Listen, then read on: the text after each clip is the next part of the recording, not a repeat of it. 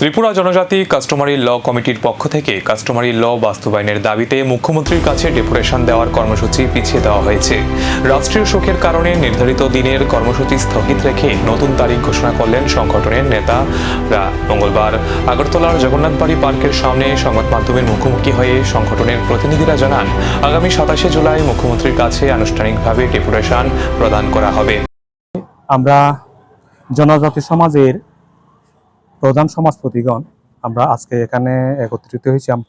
পূর্ব সিদ্ধান্ত অনুযায়ী আজকে আমাদের কাস্টমারি ল খুব দ্রুত কদিপাইয়ের দাবি নিয়ে আমরা রাজ্য সরকার এবং এডিসি প্রশাসনের কাছে আমাদের স্মারকলিপি দেওয়ার কথা ছিল, কিন্তু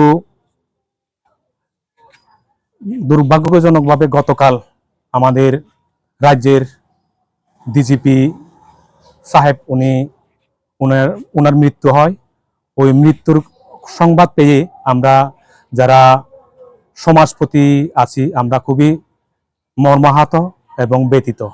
আমরা আমাদের সমাজের পক্ষ থেকে যত সম্প্রদায় আছে এই সমাজের পক্ষ থেকে আমরা ওনার পরিবারের আমরা শোকে আমরা মর্মাহত এবং আমরা সমবেদনা জ্ঞাপন করছি। 27শে জুলাইয়ের ডেপুটেশনের পর কাস্টমারি ল নিয়ে সরকারের অবস্থান কি হবে সেদিকেই এখন নজর সংশ্লিষ্ট মহলের।